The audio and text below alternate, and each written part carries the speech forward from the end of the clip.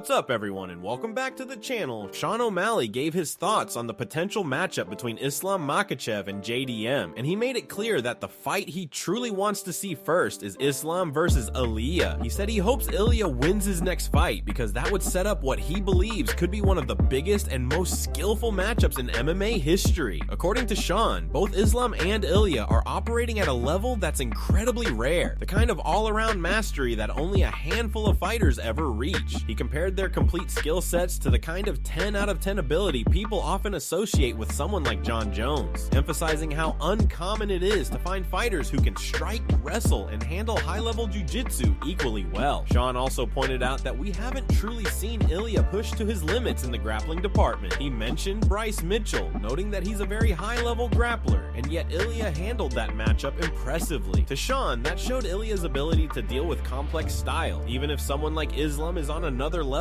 when it comes to control and pressure. Still, he expressed how intriguing the stylistic clash would be, with both men being elite in every area of MMA. At the same time, Sean talked about how size could play a factor. Even though both fighters are incredibly technical, he wondered if size might be the one area where things could shift, especially in a close, high-level matchup like that. He said that when fighters are equally skilled, sometimes size does matter, even if it's just a small edge. But the idea of Islam versus Ilia, in Sean's view, remains one of the most exciting fights the UFC could possibly make. Moving on to another news, Islam Makhachev's moment with Jon Jones inside the octagon at UFC 322 quickly became one of the most talked about clips of the night. As the fight wrapped up, cameras caught Islam leaning in and saying something to Craig, and fans immediately started guessing what the exchange was about. Later on, Islam explained exactly what was said, clearing up all the speculation. He revealed that he told Craig his jiu-jitsu simply wasn't effective in that moment, and if he really wanted to sharpen it, he needed to come to Dagestan for 2 to 3 years. Islam said it in a calm but confident way, the kind of tone he often uses when he feels he's proven a point inside the cage. He explained that after he told Craig, "Your jiu-jitsu not working, you have to come to Dagestan for 2-3 years," Craig immediately started laughing. It wasn't an offended or tense laugh, but more of a respectful reaction, as if he understood exactly what Islam meant. Craig then looked at Khabib and jokingly said that he would actually come to Dagestan. The whole interaction felt lighthearted, but at the same time, it showed the level of confidence Islam had coming off his performance. It also highlighted the kind of playful competitive spirit that exists between high-level grapplers and MMA fighters. The moment quickly spread online, with fans discussing whether Islam was being serious, joking, or maybe a bit of both. Many viewers felt it was a classic example of fighters showing mutual respect after a hard-fought event, while others saw it as Islam sending a message about the dominance of Dagestani grappling. Either way, the exchange became another memorable post-fight moment that added personality and humor to an already intense night, and it showed once again how interactions like these can become just as viral as the fights themselves. Moving on to another news, Dana White has reacted to Francis Ngannou's recent comments about a potential matchup between himself and Jon Jones being the biggest fight of all time. The reaction came during the same TMZ interview mentioned earlier, and unsurprisingly, Dana did not agree with Francis. He made it clear that in his eyes, the biggest possible fight would be the winner of Cyril Gane versus Tom Aspinall facing Jon Jones. Dana explained that before anyone talks about the biggest fight ever, Cyril and Tom have to run it back, and whoever comes out on top of that matchup would create the biggest possible fight with Jon. Dana said he would hate to disagree with Francis, but he felt that the magnitude Francis was talking about simply wasn't accurate. He emphasized that the Gane versus Aspinall winner going up against Jon would be far more significant from his perspective. When he was asked directly whether the winner would indeed get a shot at Jon Jones, Dana added another twist by reminding everyone that Jon is technically retired. He said that people keep talking about Jon as if he's still active, but they'll have to see how things play out before making any assumption. Given the history between Dana and Francis, no one should have expected Dana to agree with Francis's comment, especially after everything that happened during Francis's exit from the UFC. Dana has been consistent about pushing the narrative that the heavyweight division needs to continue without relying on Francis's presence. Meanwhile, Francis has repeatedly pointed out that the fight between him and Jon would have been massive for both the business and the sport. Still, Dana stayed firm in his stance, pointing out that Cyril and Tom are the ones who matter right now, and whoever wins their rematch would be in position for what he considers the true biggest fight ever with Jon Jones. The contrast between Francis's perspective and Dana's reaction once again highlights their long-standing friction, showing that even years later, their viewpoints rarely align. line. Moving on to another news, Rampage Jackson didn't hold back when he shared his thoughts on the Islam vs JDM fight, saying he found the main event extremely boring. He explained that for him, it was easily one of the most boring fights he's ever watched. He compared it to those slow, predictable boxing matches where you already know who's going to win long before it's over. Rampage said Islam is clearly good, but that doesn't change how he felt about the entertainment value of the matchup. He continued by saying the fight actually changed how he approaches future cards. If he sees Islam as headlining again, he admitted he won't be excited to tune in because this particular performance didn't pull him in. Rampage explained that a fighter's first impression matters, and if the first time he really pays attention to someone, that fighter delivers a slow or uneventful fight, it affects how he views them moving forward. He said he's simply not going to be a fan until he sees something that shifts that feeling. Rampage went on to say that sometimes fighters can win him back with a great performance later on, and if he watches them again and they deliver excitement, then he might think, oh, that guy, and forget about the boring performance from before. But at the moment, this bout just didn't do it for him. He even admitted he doesn't think he ever watched Islam fight before this one, so this was his introduction to him, and unfortunately it didn't leave the best impression. He stressed that he understands fighters have different styles, and some matchups simply don't produce fireworks, but as a fan, he wants action, intensity, and a sense of unpredictability. For him, this fight lacked all of that, leaving him disappointed and uninterested in seeing a similar performance again. Moving on to another news, Dana White has officially responded to Jon Jones' recent apology, and the reaction caught a lot of fans by surprise. If you've been following the updates, you'll remember that Jon appeared on a podcast where he opened up about the whole Tom Aspinall situation and how things unfolded. During that interview, Jon admitted that he regrets the way he handled everything. He explained that whenever he finally sees Dana White again in person, he plans to apologize. Jon talked about wanting to move forward, get things back on track, and hopefully compete on the massive White House card that has been gaining attention. When the host asked Jon if he had spoken to Dana, Jon said he was giving Dana his space. He talked about how Dana changed his life, changed his children's lives, and how deeply grateful he is for everything Dana has done. Jon mentioned that they had a verbal agreement that didn't go well, and even though nothing was finalized, he admitted that he was wrong in how he reacted when things didn't go as planned. Jon said he wishes he could meet Dana face to face, look him in the eye, and apologize, so both of them could put everything behind them and get back to making major money for the sport while entertaining fans around the world. He added that Dana is a businessman, and that no matter what, he knows Dana has always had a lot of love for him. Jon joked that when Dana is feeling him, he might be one of Dana's favorite fighters ever, but when Dana isn't feeling him, he might be part of the reason Dana has a bald head. It was a moment that mixed honesty with humor, something Jon has always been known for. That clip eventually made its way to Dana White, and during an interview with TMZ Sports, Dana finally gave his response. Dana said that Jon doesn't need to apologize for anything. He stated that despite all the disagreements and rough patches they've had over the years, Jon Jones is still the greatest fighter of all time in his eyes. Dana mentioned that people laugh when he says it, but he repeats it because he genuinely believes it. He said, Jon Jones is the greatest of all time, period. End of story. According to Dana, everybody knows it, and nothing that has happened between them changes that fact. Dana admitted that dealing with Jon over so many years has been a unique experience, full of ups and downs, but he made it clear that none of that affects how he views Jon's talent or legacy. Even with all the chaos Jon has brought at times, Dana still puts him at the very top of the sport. The respect in his voice showed that regardless of any past conflict, the door between them has never truly been closed, and both men may be closer to working together again than many fans realize. Moving on to another news, Dana White has revealed that he actually spoke with Jon Jones last night, adding another layer to the ongoing conversation surrounding their relationship and Jon's recent public comments. The moment came during the UFC 322 post-fight press conference, where Dana was asked about the situation after Jon openly expressed regret for how he handled things in the past and mentioned wanting to apologize when he finally sees Dana in person. Reporters were eager to know whether the two had connected, especially after Jon's emotional comments about wanting to move forward and get back to business. Dana kept things brief but confirmed the interaction, saying he did talk to Jon last night. He didn't go into any detail,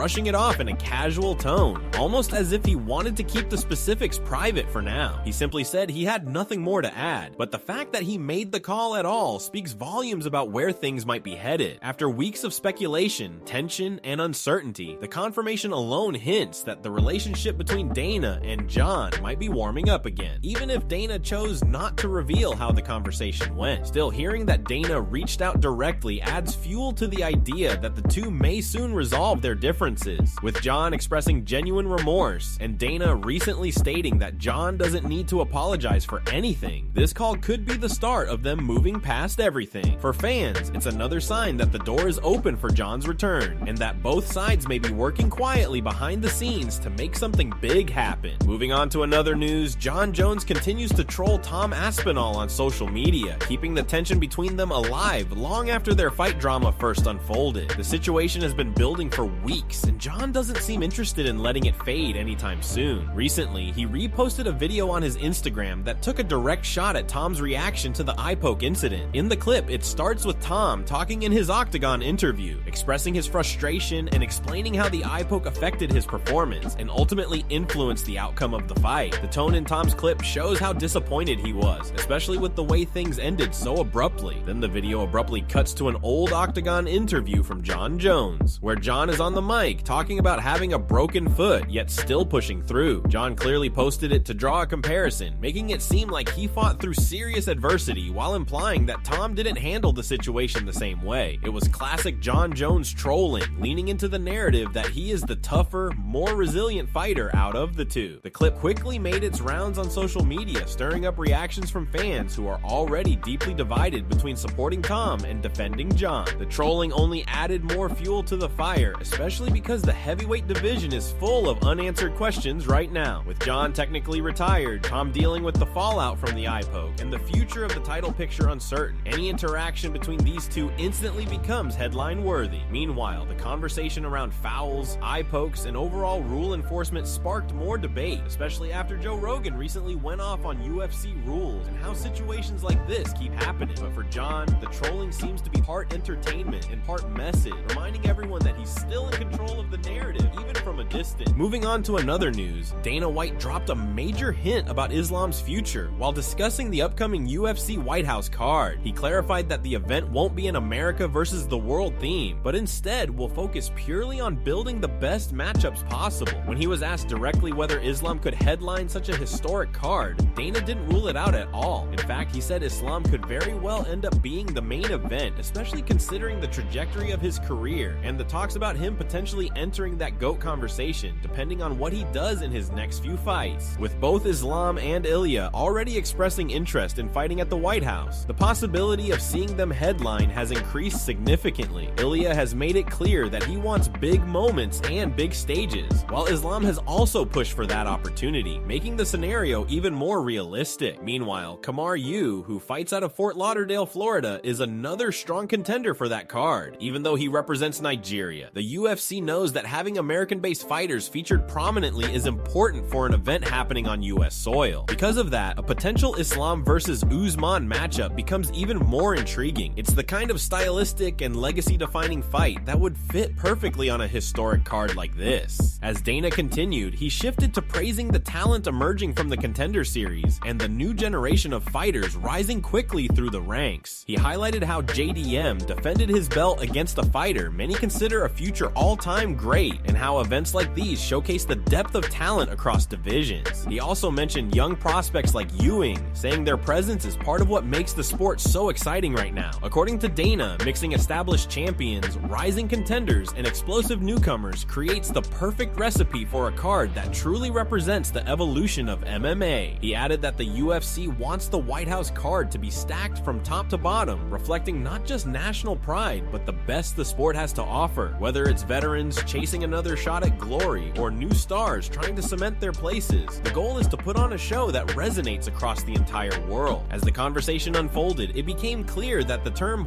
White House is going to be heard non-stop over the next few months. Fighters are already lining up with their pitches, eager to be part of something historic. Islam is already pushing for it. Ilia wants it. Usman is in the mix. And several other names are circling around the opportunity. Fans are now left debating who truly deserves the next welterweight title shot. Some argue for Protes, others for Morales, while some believe Kamaru still has the tools and experience to climb back into contention. There is also the wildcard scenario, where Ilia successfully defends his lightweight belt and becomes an option for a super fight. The possibilities are wide open, and the build-up toward the White House event is only getting started. Moving on to another news, Joe Rogan went off on the UFC rules during the UFC 322 broadcast, delivering one of his most passionate rants in recent memory. The moment happened during the prelims, specifically in round 2 of the Bison Suskaivi versus Eric Makhachev fight. Suskaivi, who is Khamzat's teammate and entered the bout undefeated at 10-0, was stopped momentarily